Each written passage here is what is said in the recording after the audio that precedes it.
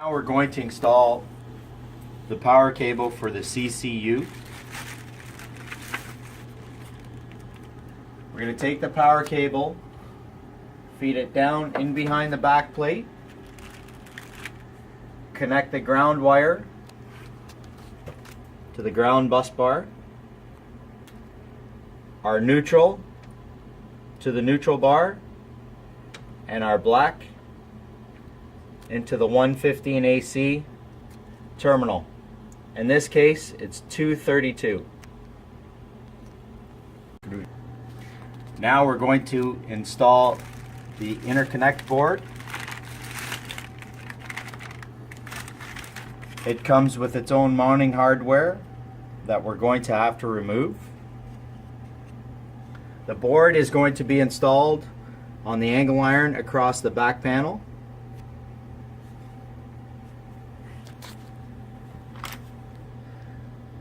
With the hardware removed, I'm going to line up my interconnect board along the angle iron, making sure that I'm not interfering with the relay.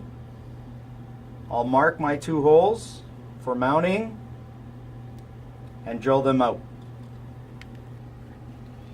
Now with the interconnect board mounted,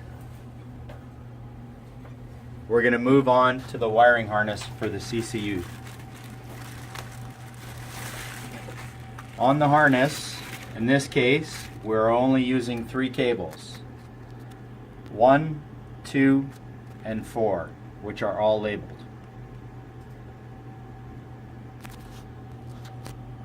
As you can see on the wiring diagram, cable 1 is terminated to the interconnect board. Cable 2 is connected to the PED call inputs. Cable 4 will be connected to the load switch outputs. And in this case, cable 3 is not being used as we do not have any preemption inputs. To make the installation of the wiring harness easier, I'm just going to tape up the cables together so I can slide them in behind the back panel much easier. And to prevent any shorting out.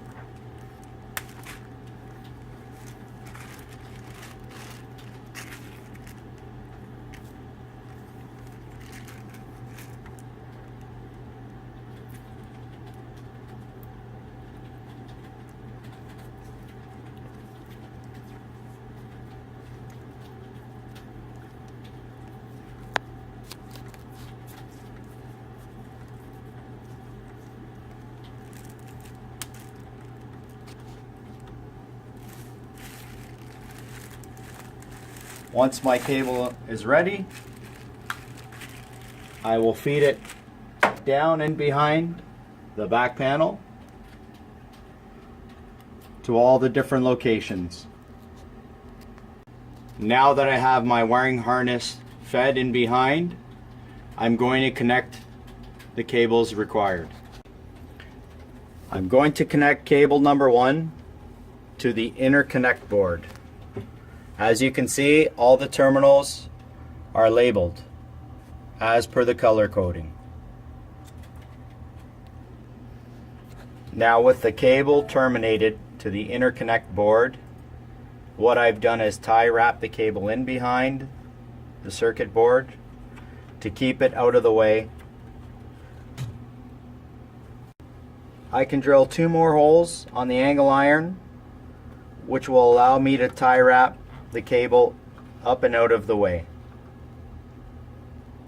Now for cable number 2, we will terminate it to the PED call input using 4 connectors.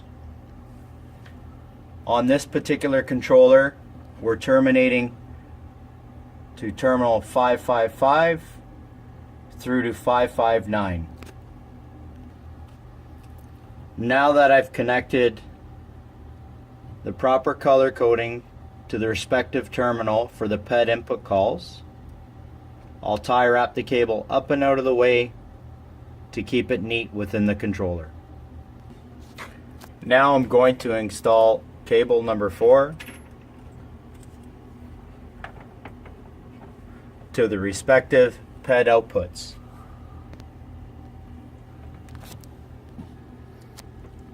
Now that I've fed cable number 4 through the last grommet, leaving my neutral wire on the other side so I can terminate it on the neutral bus bar, I'm going to connect each respective wire to the PED output. Now I'm going to terminate each wire as per the schematic provided in the instruction manual.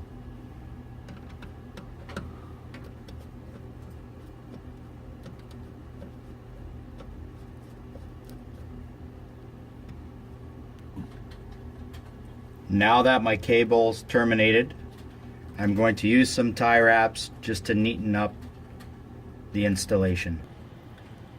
Each APS push button has been wired with a black on positive and white on negative in this case.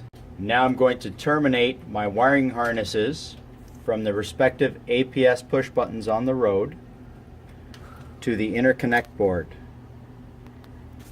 A1 positive, A1 negative, A2 positive, A2 negative. I'm going to connect my A1 positive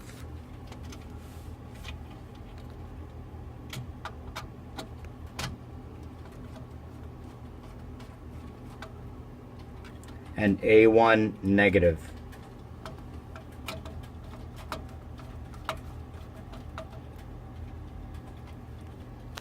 Now with my A1 positive, A1 negative, A2 positive, A2 negative, C1 positive, C1 negative, C2 positive, and C2 negative terminated, I'm going to neaten up the wiring harness with some additional tie wraps. To complete the hardware installation, I'm going to connect the CCU to its wiring harness and power cord.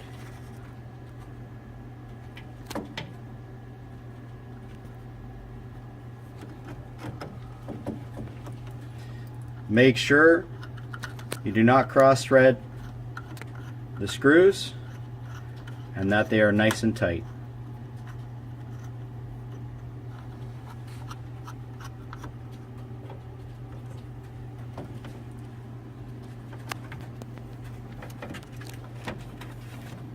With the hardware installation complete, I can now power up the controller.